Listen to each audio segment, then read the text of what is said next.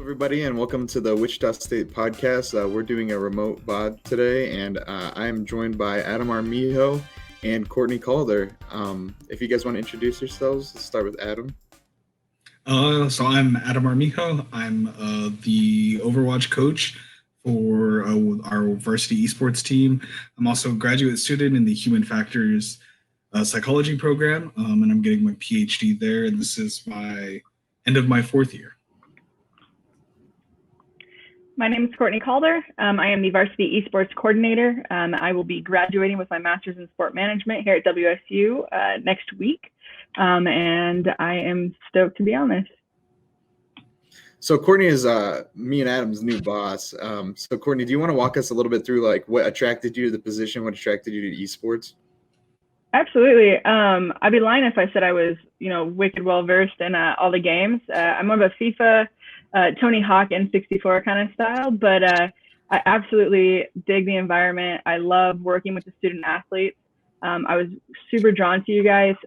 Just the whole vibe that everything in esports has, and I couldn't resist it. When there was an opening, I had to jump on it, and I am super excited and blessed to be a part of it.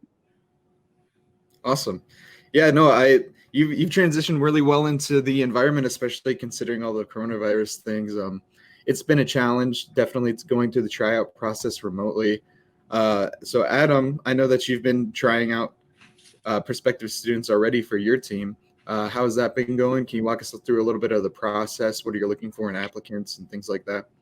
Yeah, so the tryout process for me predominantly is mostly trying to find individuals that meet kind of a cutoff for my team. My team is generally at a very high level, so I need people that play in Overwatch. There's a SR range between the maximum cap is 5K, but no one ever gets that. And then the other end is going to be all the way over at like 500 SR. And so I'm generally taking individuals 3K and up. And so they have to generally be very, very well versed in Overwatch. And then the next thing that's very important is that I'm also focusing predominantly on individuals that also have kind of this knowledge of how to play the game competitively. And it's a very hard thing to understand because you need someone who's going to be a creative thinker, someone who's going to be able to identify their own problems in their own play. So they're going to be able to think about and comprehend what are they doing right, what are the team doing wrong. And they're going to be someone who's going to be able to take criticism. When you provide them with, oh, you did this wrong, maybe next time think about it this way. You're looking for someone who's not going to fight with you that they did it right. You're looking for someone who's going to say, oh, I see your point. Here's my point on why I did what I wanted to do. And now I see your point and let's move on. And that's really what you're looking for in a coach in a player as a coach, because you are looking for those individuals that are going to help build the team and provide additional feedback for their own teammate members. And when situations aren't going correctly as we would want them to go, we're able to be creative and think on the spot or on our feet in how we can assess these situations. And so really as a coach, I'm not just looking for really, really good players. I'm also looking for individuals who are team players. And so that process predominantly has mostly been through Discord. So I haven't gotten to meet them face to face yet. I do have an interview process where I will kind of do a video chat with them and ask them a lot of these questions. But last week we tried out 3 individuals and they all looked pretty good. So now it's moving on for them to the interview stage. And then I'll get a few more players in, hopefully towards the end of May here, and start interviewing them as well. So that's really how my tryout process looks. Definitely. It's always a challenge when we're grabbing players, and especially even in the face-to-face situation when we have them in the room interacting with them. How do you translate individual success when they're playing on their own, when they're solo queuing, into team success?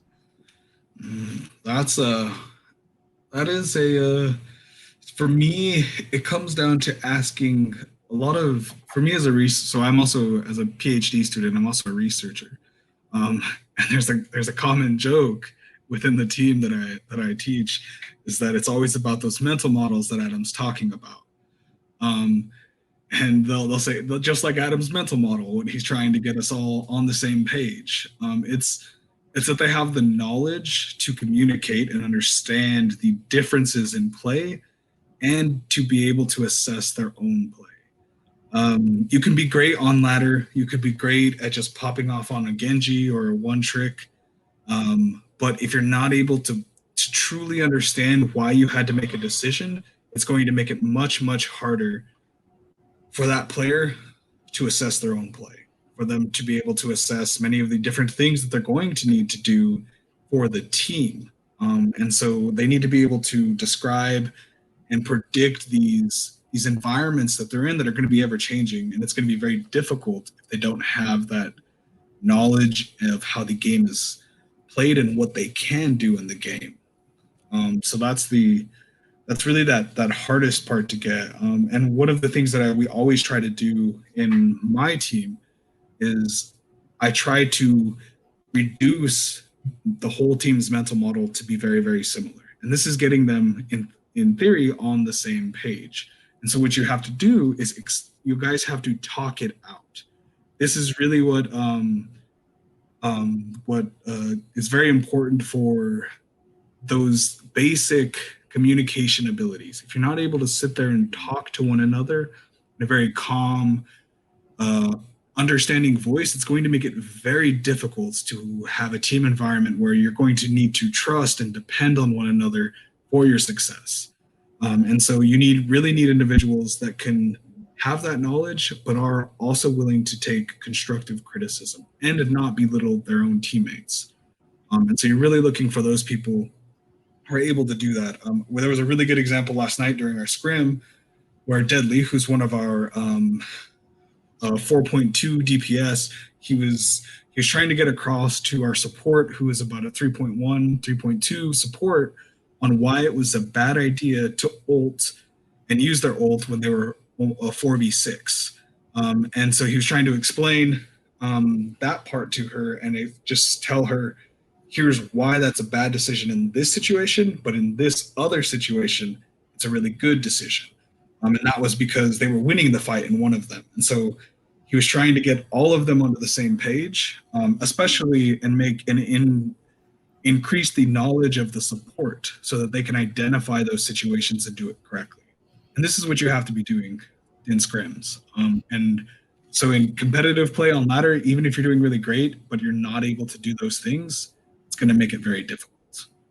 Definitely. Yeah, no, you guys are a great team and you're always practicing and working hard. You guys VOD you all the time. It's nuts. Transitioning a little bit from team success that you guys have had in the UMG tournament so far, which has been with some really good teams, and we found ourselves right near the top of the pack in that. Going to Courtney, you're coming into the program. We're going into our first full semester kind of as our squad, How has work changed for you being remote with the coronavirus? What are the plans going forward with protection as far as, the contagiousness of that goes and reopening the university? And what are your plans for the fall? Absolutely. First and foremost, you guys have been awesome. I have a great team around us. All the coaches that are in place have worked extremely hard. And I think communication has been key with all of us. And that's something that's ridiculously important. Regarding working remotely, a lot of it is going to be, business calls, working for stuff for the fall, getting everything that we need from the university in order so that way we have no hiccups, especially if we are on campus for the fall. The vision that we have for the fall would be to have a full season. So this whole thing, I do apologize about my puppers in the back. The full thing is going to be, we want to be an athletics department. We want to be a full esports program that is highly competitive. We want to be the best in the country, but we want to make sure that it's a holistic student athlete as well, which includes their safety and includes their health. And that's really what it comes down to. I don't have full answers as far as what it's going to look like. It is ever changing. But I know at the university, we have their safety in mind. And if that means that we get to work remotely and we get to play remotely, then we're going to do that, because that's something that's so awesome about esports, is that we get to still be completely active, even if we are working from home, even if we are playing from home. Definitely. Now, one of the things that has put esports in the spotlight is kind of this quarantine. And I was wondering if Welcome either to of the you expected. wanted to speak on kind of the impact that social media and having the website up and monitoring those kind of facets of the program are to you. Obviously, we have Jared, that's our social media intern, who's handling our Twitter page, our Facebook. But what is the impact of social media on esports to you? Starting with Courtney. Yeah, it's huge. I think it's completely vital. It's our lifeline to the outside world. It's how we get our information across, and it's such an opportunity for us to really capitalize on, where we can show who these players are individually and kind of humanize us as an organization. That we're not just kind of sitting behind the computer, but we can actually be out in front as well and share our stories. And it also allows us to really get to know some of these future recruits as well. Being able to connect with them through social media and then even just through Discord and whatnot has been wonderful. It's been great getting to know some of these prospective student athletes and kind of getting our message across of who we are as a program and where we want to go. Yeah, I think that's one thing that's definitely differentiated us as a program is our ability to put out content. Thanks to Levi and Greg at WSU TV for putting together these awesome YouTube videos and everybody we worked with there. One of the things that's been important for us this last semester is kind of integrating our program with the Esports Hub, which allows us to hold practices for potentially all of our teams at once to stream directly to the student body. How has that impacted your team, Adam? Yeah, you just brought that up. So even in like thinking about tryouts, I would have normally, if they were able to, they would have played in the hub, so I could have met them, and so the team could have met them in person. Normally that's where we would have been, or even in the varsity room, depending on how many individuals we had. So in the hub, we have about 20 computers, and then our varsity room, we have about 7. So normally I would be utilizing those 2 rooms to hold our tryouts. And so that's one thing that we would be utilizing if we were able to be on campus. So that's definitely different. So I can't do that part there, but utilizing those rooms is very important because it just gives us so much that we can do in there. Even if a student doesn't have an actual PC that they can run on, I can have them play in that room on the PC, and I can record their point of view perspective. And so that room is very important to holding tryouts and allowing my team in their times to go and play. I even actually have 3 students on campus or 4 actually, that play on my team who use the hub and the varsity room computers because they're better than their computers that they have either in their dorms or even the laptops they have at home. And so that's where they may not have a computer. And so that's a great advantage that we can have. I even had to decline some Xbox and PlayStation players because they don't have a PC, so they can't play Overwatch or a competitive game on a PC. But I do inform them that Wichita State does have this hub that will allow them to get more experience playing on the PC, and their knowledge from Xbox or PlayStation will not deter. They still have that domain skill knowledge in their head of how the game is played. They're just going to have to now use a mouse and keyboard. For Rocket League, that's not that big of a problem, as they could still use the thumbsticks or plug in a controller of some kind. But for Overwatch or League of Legends, that can be a bit of a problem. So that's one of the important parts to that room and allowing that to happen there. So it's a great part that we have that there. Definitely.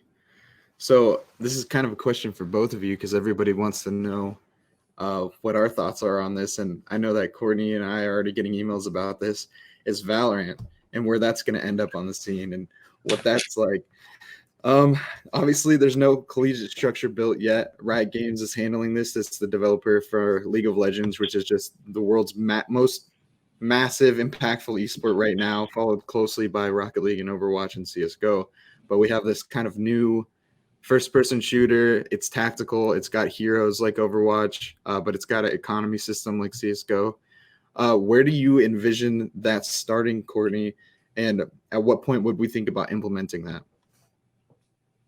I'd say it's a killer question, and I say that because it's the Wild West right now. We really don't know exactly when. I am monitoring it very very closely. Just because it is extremely popular doesn't necessarily mean that other universities are going to pick it up. And so because we are a university team, we want to make sure that we have other collegiate programs to play against and that they are competitive. So how that looks, it's going to be very touch and go. It could be that we're putting together a team for the spring. It could be that we're not putting it, and that would be spring of 2021, or it could be that we're putting together a team for fall of 2021. I do not know that answer quite yet, but I definitely would say that our program, it's important that we make sure that we're on top of things for this. And with Valorant being so in demand and so popular, it's coming. We just don't know exactly when. Mm-hmm. Yeah, for me, I have two different perspectives on this. One is a coach, and then a second one is a researcher who wants to one day be a game user researcher who studies game design. So Valorant, I think, is a very interesting area as a researcher because it's a new game that can easily be studied to understand how are people learning this game. You can really, it's new. No one, there's some elements right from Overwatch and some elements from Counter-Strike. And they kind of merge these two things. As you can see here, a lot of this resembles a little bit of the play from CSGO. And so that's a very important part. However, there are these abilities. And so how are people going to be able to learn these? Are we going to have Counter-Strike players dominating the early competitive scene? Or is there going to be people who, maybe played Overwatch in the past that are going to be able to dominate the scene? It's kind of a research question that we could easily assess here with Valorant. So it looks very, very interesting to study. But from a coach's perspective, this is, since it's so close to Overwatch, it could be taking some of my top players from me. I already have many of my players playing Valorant as well because it is very, very similar to Overwatch. And so they have this knowledge of skills and abilities, how to communicate in team fights. So they can easily adapt to this environment. And so it can make it very easy for them to climb these ranks and get better and better at Valorant at the same time where you have other competitive players getting good at Valorant. So for me, it's bitter and it's sweet at the same time. Well, just kind of piggyback off that, when we have games with evolving metas and new heroes and new abilities are added, and they usually fall right into the meta of whatever game we're playing or coaching. For people who are trying to learn these heroes, what is the best way to do that, Adam? So the if you're really trying to learn, there's being a grad student, I have to write a lot of papers, and I just finished a paper on creativity. And so one of the things that I did learn from that paper is that probably one of the key things is to play around. You're not used to the system of Valorant. This game engine is going to be slightly different than Counter-Strike and Overwatch. You're going to need to get a feel for that. And it's going to be very simple. A lot of your general communication strategies, a lot of your physical muscle that you've developed, aiming on Counter-Strike are probably going to be easily to apply here. The problem is going to be in understanding how can you use the abilities. Now, these abilities are different. You need to understand damage points. You need to understand cooldowns. You need to understand here there's going to be a whole economy part that you're going to have to understand. So Counter-Strike players, some of that knowledge and how they control their economy is going to apply here. Overwatch players won't have some of that knowledge. So maybe, trying to understand what are the best, things to buy at certain times, what are the best abilities to utilize. You're going to need to learn a variety of those things that are very specific to Valorant. And so that's a part that you're going to have to really focus on in gaining that knowledge. Because a lot of your mechanical skill, moving WASD, being able to, click heads, that doesn't go away. You're going to have to use different ways to scale. You might have to play with your DPI a bit, but you're still going to have that muscle memory. So that's an important part there that you can utilize that. But you're going to need to play around. You're going to need to understand the engine and the system that this is built. How can you compete at this high level? What are the advantages? What are the team things that you can do together that'll allow you to be better at this game? And so that's a very important part to that part to getting better at Valorant. Definitely. Yeah, I think the game is a lot of fun. I've been playing a lot of it on my own stream, and it's very mechanical. It's different than what I play, coming from a MOBA background. But I Yeah. have faith that Riot will take care of it as an esport, and there's no doubt in my mind there will be a collegiate scene developing within the next year. Mhm. But moving away from that a little bit, to go kind of back to our tryout process that we've been going through currently. Um, how has the transition been, especially for you, Courtney? Moving away from kind of the grassroots where we started recruiting, where we were working with what we had on campus, moving to more of that scope of the national recruitment as our program has been gaining visibility. It's been gaining traction with the success that we've had. And how is that, how is that affecting incoming students? How can transfer students get involved? How can high school students prepare for the tryout process when they get to college? Yeah, I mean, I think with us going to a shutdown, it kind of stopped us in our tracks. The vision was to be able to go out and go to these tournaments and see some of these high schoolers play and really do an active recruiting kind of campaign. And we had to really switch to that more internal, somewhat localized, and just online. So that's where we kind of go back to that social media piece, and if we can really get out there and let students know what we're all about and what our program's all about, it's going to be vital for us to be successful in the future. Plus, using all of these, we're in some tournaments, we're playing, getting our name out there, like you're saying, and showing how we are growing as a program. I will say that for future recruits, right now, a lot of it is online, as much as I would love for it to be in person and we could get you on campus, take a look around, play with some of our players, get in our hub, get in our varsity room, and really feel what it's like to be a part of the WSU program. Unfortunately, at this time, it is just a lot of online.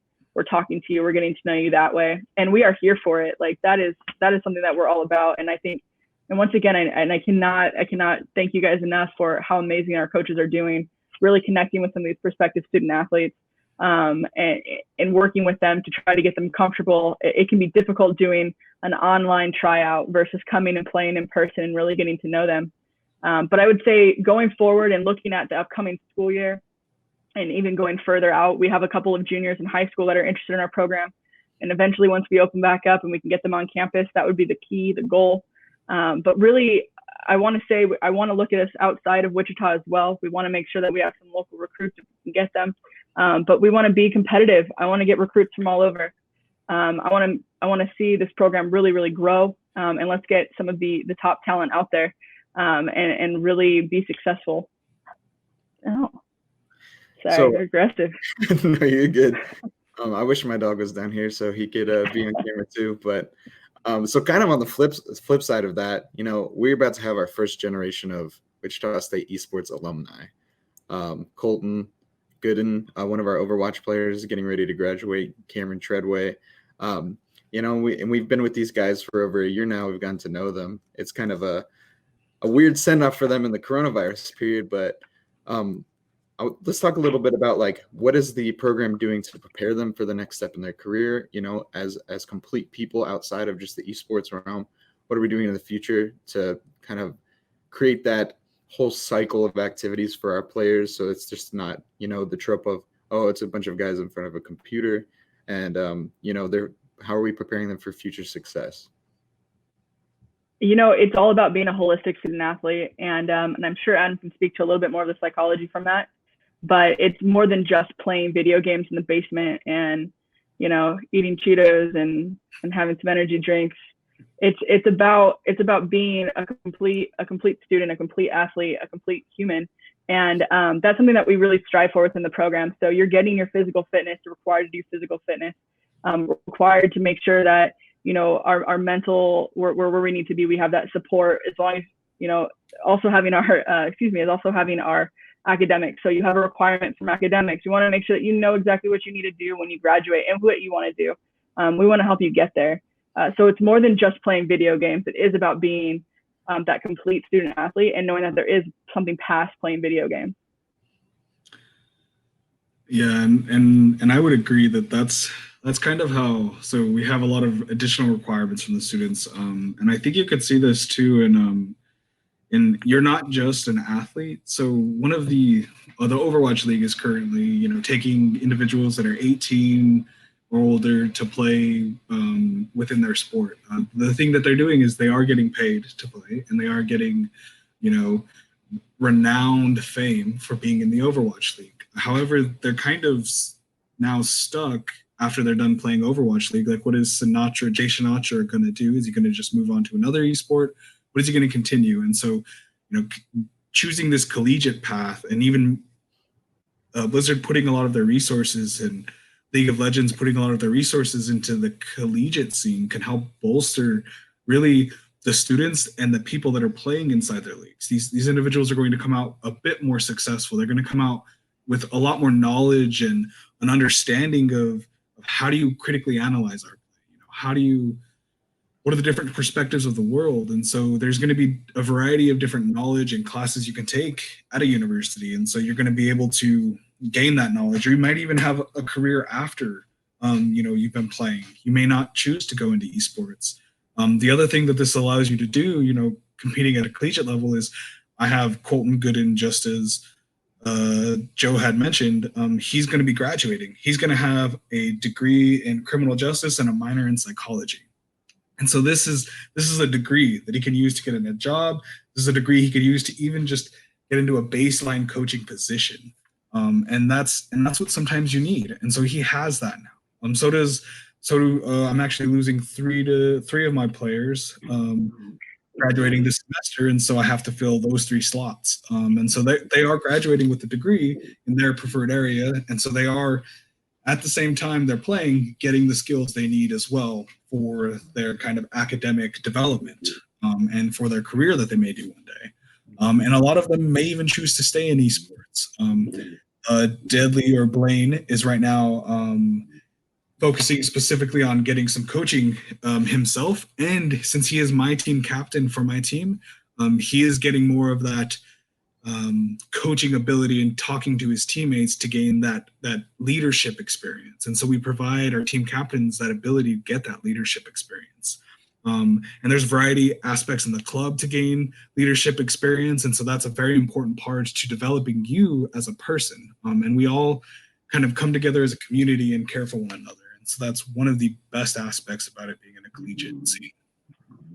Definitely.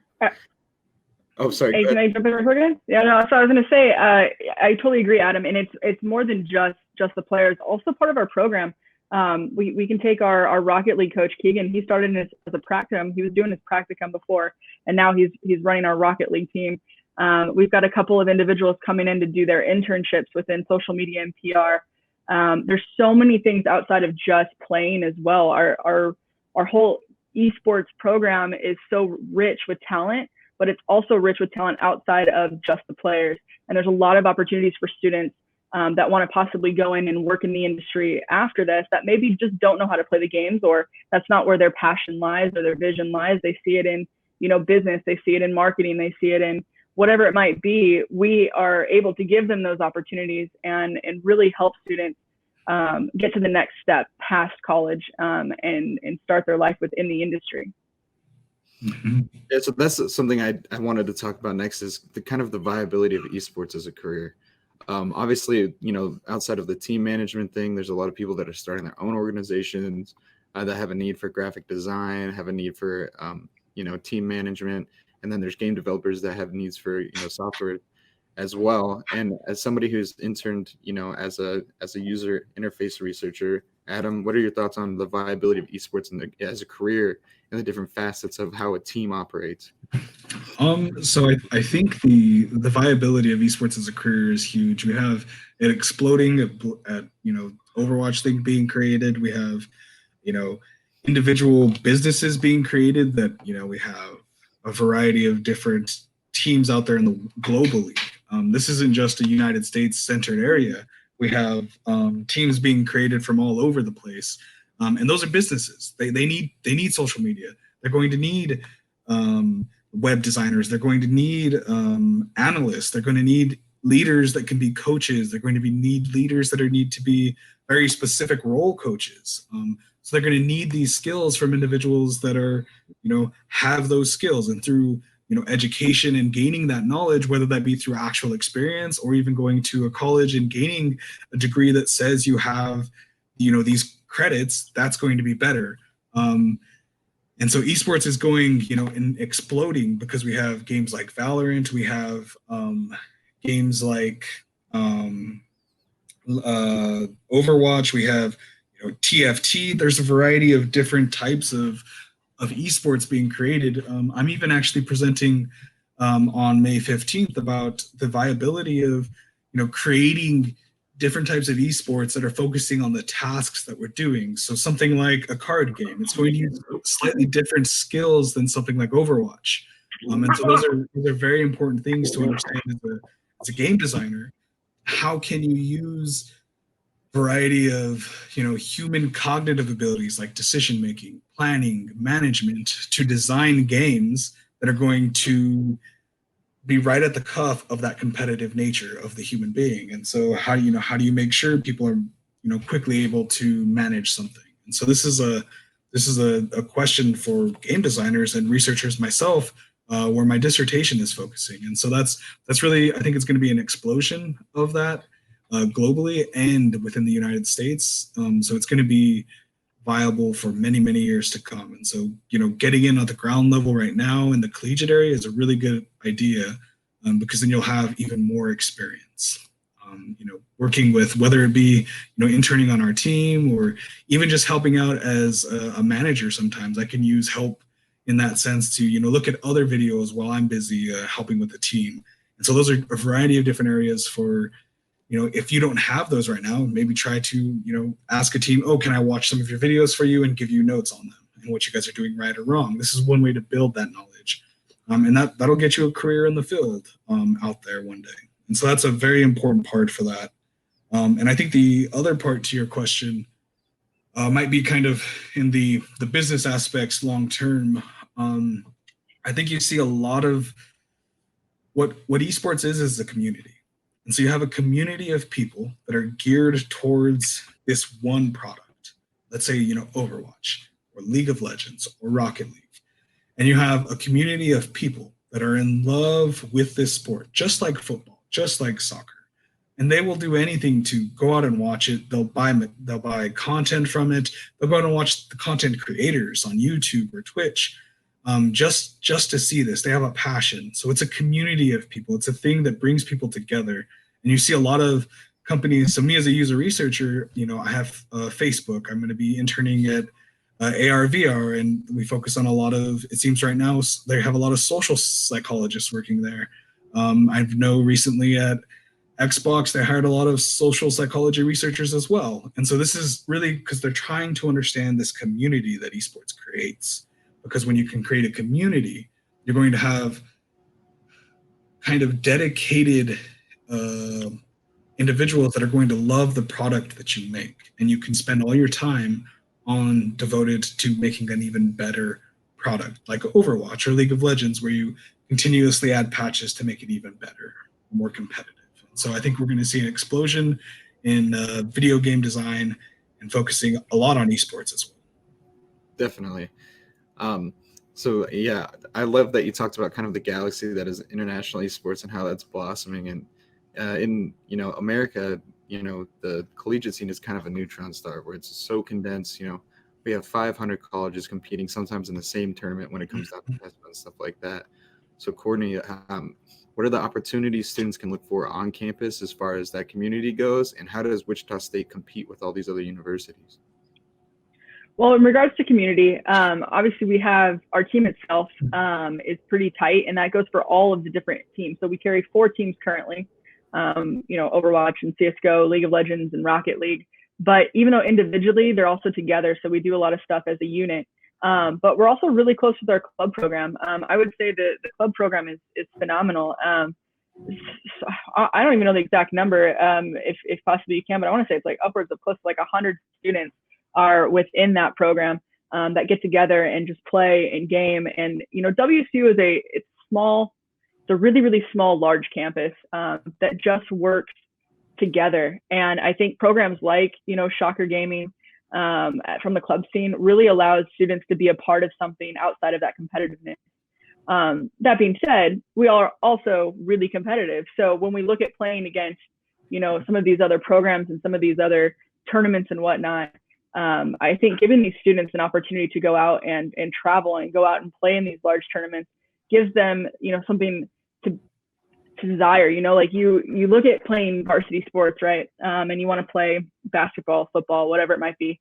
You do your travel, you go play in these big conferences, and I think there's something special that students come to campus to be a student athlete.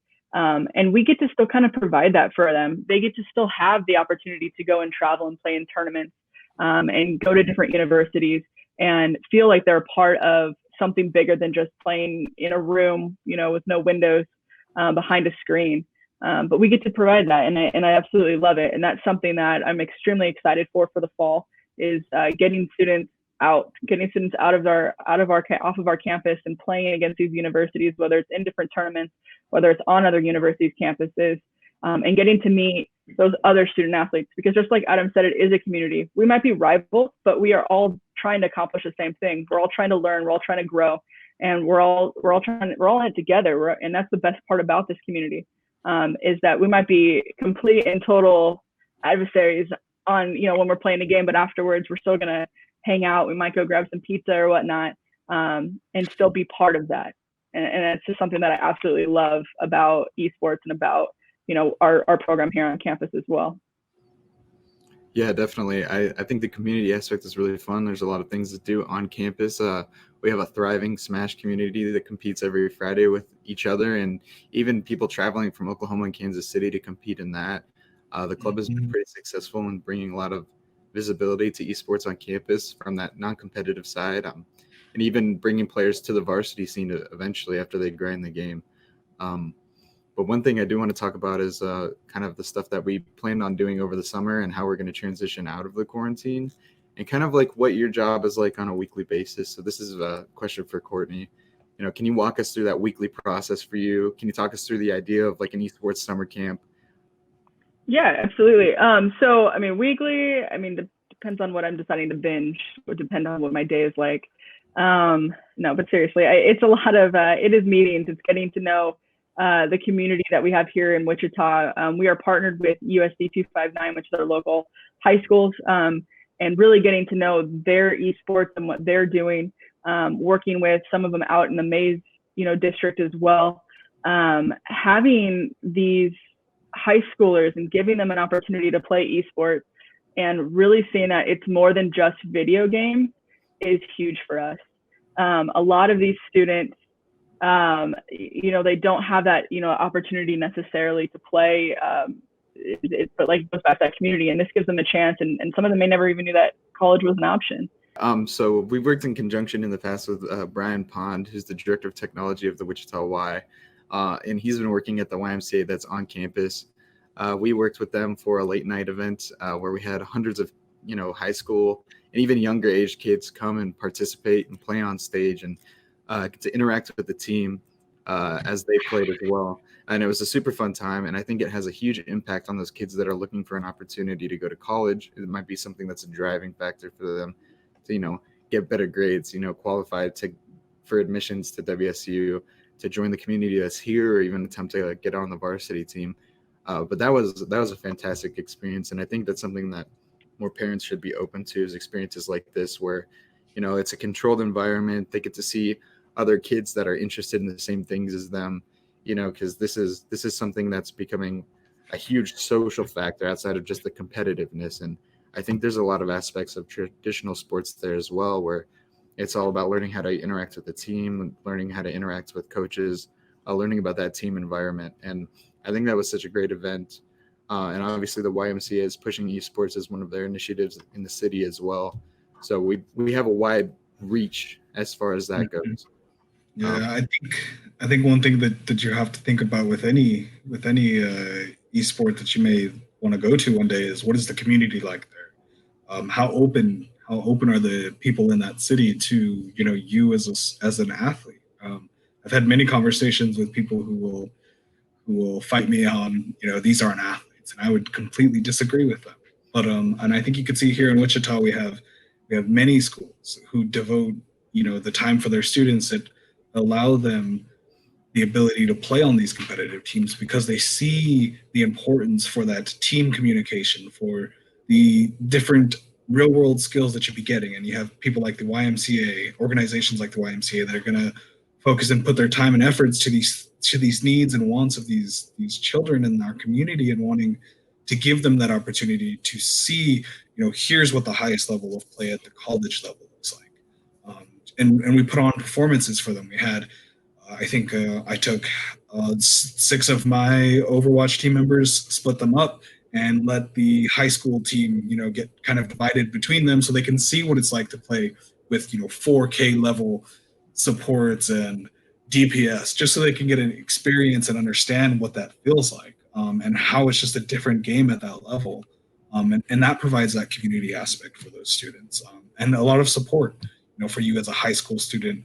And that's one of the best parts, I think, about Wichita State as well, as we have not just at the high school level, but also at the collegiate level here at Wichita State, we have support for esports. And so that's one of the best parts for us. And we even have a thriving game design community here. So if you're a gamer, this is just a wonderful place to be. I'd have to agree with you 100%. Wichita State's always innovating on this front. I think that we've had a lot of support from the university as well in developing this program into the success that it's become.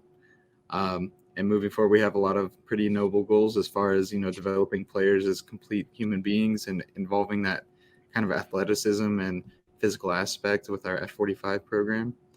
And it's been a lot of fun.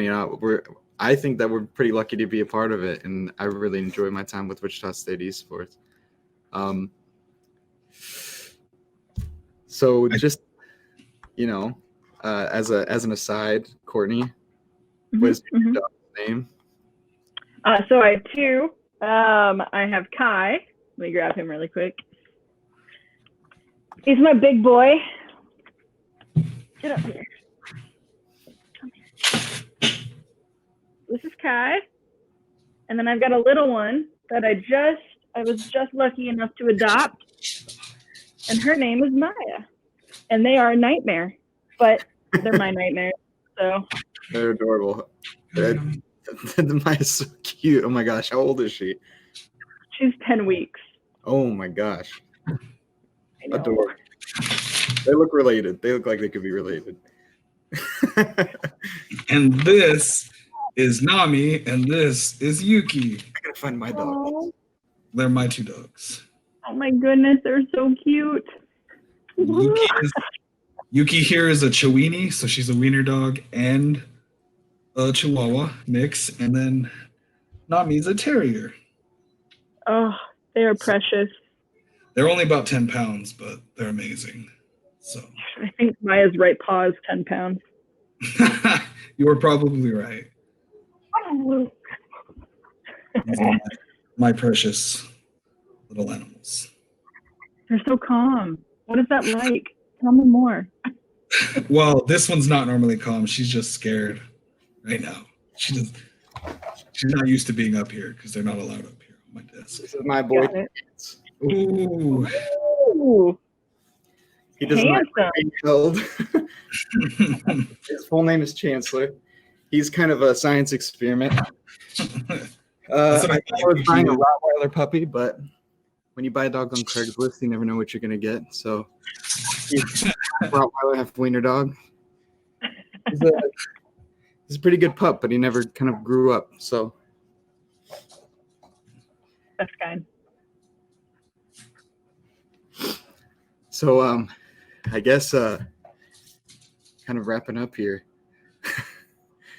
I guess, Courtney, if you had to boil down Wichita State Esports in your own words to like 3 sentences, what would you say? I'm sorry, I have heavy breathing right here. I could boil it down to what? If you could boil down Wichita State Esports into like 3 sentences of your own words, how would you pitch it? Could you take them outside? I'll pitch it. Oh man, 3 sentences. I want to start off by saying I'm gonna give you 3 sentences, but we're definitely resilient, and that's what I see when I look at our program is just resiliency. We've started off rough. We've had a little bit of change. We've got this going on with the quarantine, and yet we're still thriving. And I think that is key. But when it comes to our program from an outside looking in, we're going to give you the opportunities to be great. We're going to help you discover what you are excited about, what you love, and then we're going to help you get there.